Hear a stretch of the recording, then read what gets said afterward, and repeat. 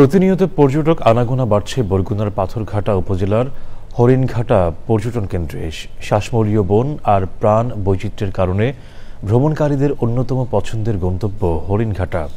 সংশ্লিষ্টরা বলছেন, অব্যবস্থাপনা কাটিয়ে পরিবেশ বান্ধব অবকাঠামো উন্নয়নে পর্যটক যেমন বাড়বে তেমনই গতি আসবে রাজস্ব সংগ্রহেও। সংবাদদাতার তথ্য ভিডিও চিত্রে সৈয়দ মাদিহ অদিতের রিপোর্ট। বিস্তৃত লোনাজল, শ্বাসমূলীয় বন আর বিচিত্র প্রাণবৈচিত্র্য। বরগুনার পাথরঘাটা উপজেলার হরিণঘাটা পর্যটন কেন্দ্র। কোলাহল মুক্ত বৈচিত্র্যময় দৃশ্যপটের কারণে প্রতিনিয়ত বৃদ্ধি পাচ্ছে পর্যটক সমাগম। নদী ভ্রমণের জন্য সুন্দর ব্যবস্থা আছে, থাকার জন্য প্রাইভেট এবং সরকারি রিসোর্ট ডাকবাংলো রয়েছে। হরিণঘাটার বর্তমান পরিস্থিতি একেবারেই খুবই খারাপ এবং জঘন্য।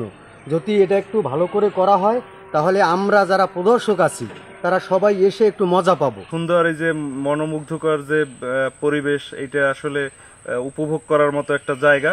দেশ জুড়ে যখন পরিবেশ বান্ধব পর্যটনের সম্ভাবনা ও বাস্তবায়নের জোর আলোচনা, তখন দীর্ঘমেয়াদী কর্মপরিকল্পনা ও উদ্যোগে হরিণঘাটাকে সর্বপ্রাণের জন্য নিরাপদ হিসাবে গড়ে তোলায় গুরুত্বারোপ সুধীজনদের। পাথরঘাটার কৃতিত্ব হলো যে এখানে রয়েছে বিহঙ্গ দ্বীপ, এখানে আছে হরিণঘাটা, এখানে আছে নীলিমা পয়েন্ট, এখানে আছে টুলু পয়েন্ট, বিভিন্ন জায়গা এবং আরো প্রাকৃতিক সৌন্দর্য।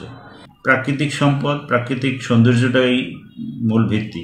সেটার জন্য আরো কিছু কাজ করা দরকার, সেই কাজের জন্য প্রশাসনের সহযোগিতা দরকার। যারা পর্যটক আসেন তাদের নিরাপত্তার জন্য আমাদের সার্বক্ষণিক স্টাফ আছে। থাকা খাওয়ার ব্যাপারে ওখানে স্থানীয়ভাবে কিছু হোটেল রিসোর্ট আছে। তো আমার পরিকল্পনা আছে আগামীতে সেখানে একটি যাত্রী ছাউনি করা, যাতে পর্যটকরা সেখানে বিশ্রাম নিতে পারে, বৃষ্টি বাদলের সময় একটু আশ্রয় নিতে পারে, এবং একই সাথে সেখানে একটি ওয়াশরুমের ব্যবস্থা করে দেওয়া। প্রাণ প্রকৃতি সংরক্ষণ ও পরিবেশ বান্ধব পর্যটনে দেশের আর্থসামাজিক উন্নয়ন ত্বরান্বিত হবে বলে মত বিশেষজ্ঞদের। সৈয়দ মাদিহ অদিত, প্রকৃতি ও জীবন ডেস্ক, চ্যানেল আই।